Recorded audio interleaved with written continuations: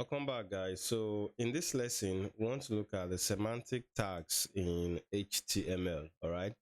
We look at the header, the footer, the aside, the main, the nav, and some of the semantic tags we have. All right. So within our VS Code, I want to quickly create a new file to explain the semantic tag.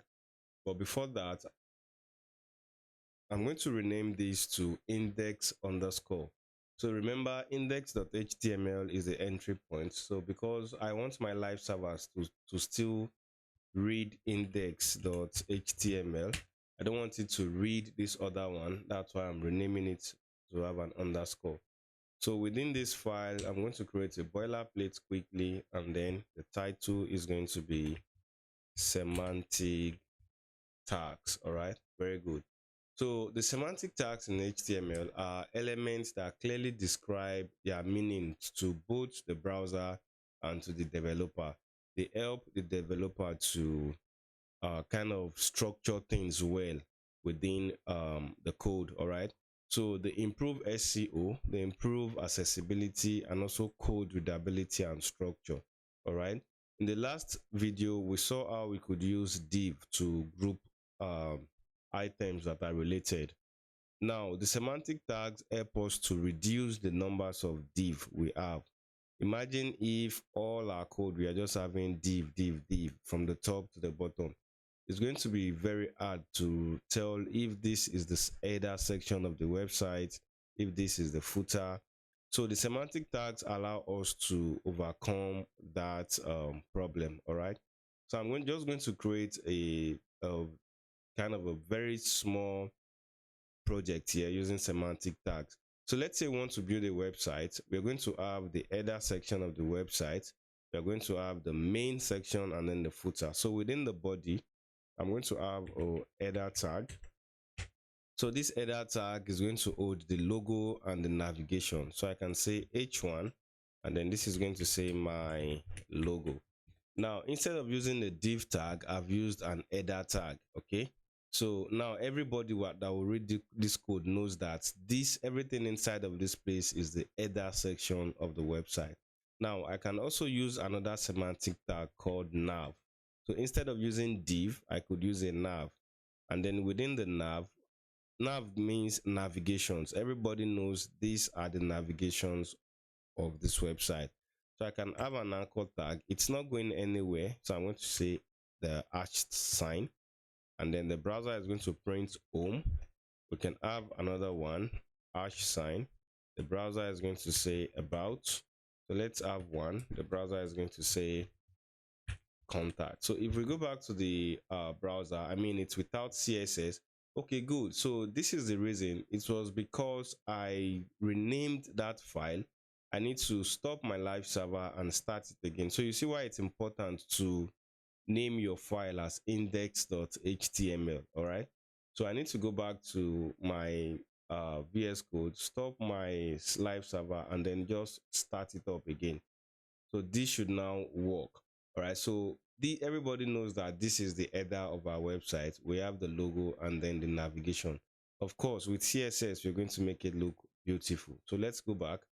Now, within VS Code, we are done with everything that has to do with the header section.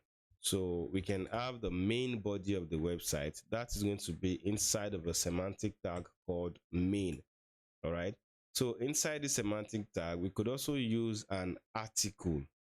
It's also a semantic tag. Now, article is a self-contained piece, e.g. a blog post or anything. Now, essentially, all of these header, nav tag, main tag are still container tags, but they just help SEO and readability, code readability. Instead of div, we are using header, nav, and all of that. So within the main tag, I can have an article tag. Within the article tag, I can have an H2 that says welcome to my website. Sorry. What's wrong with me? Website. So under that, I can have a paragraph. Remember, with VS Code, I can say lorem, enter, and then it's going to give me a dummy text. So if we go back to the browser, we have the H2, welcome to my website, and then the paragraph. All right.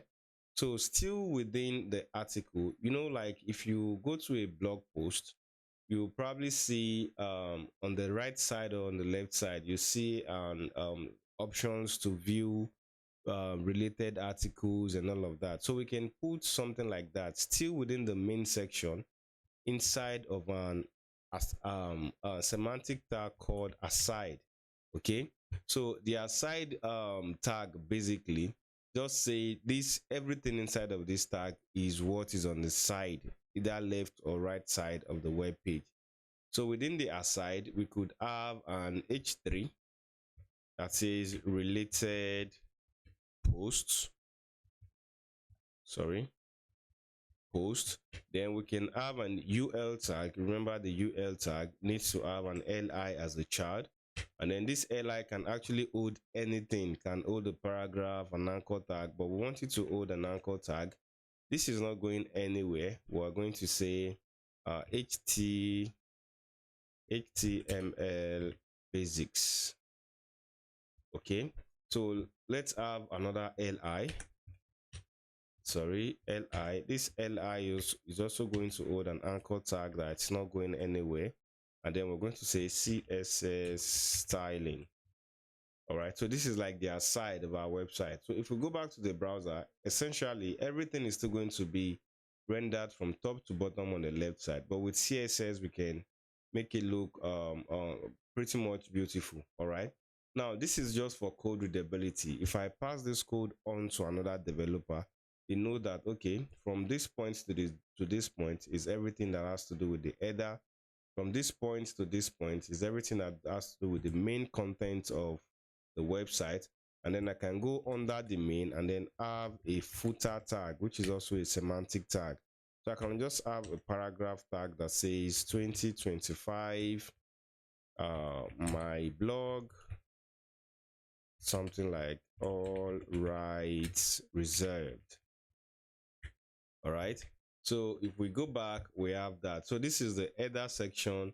Everything from this point to this point is the main, and then we have the footer section. So you can see how neat this code is. Instead of having a div tag at this point, having a div tag, instead of the nav tag, we used a div tag. We use a div tag. Now you can see how confusing it is. All right, you might not know which div tag is ending, which one is ending, but just by using the semantic tags, we are able to tell this is the header tag, this is the closing, this is the opening tag for nav, this is the main. So this is the main function of the semantic tags. They come in very, very handy and are very, very useful. I'll see you in the next one.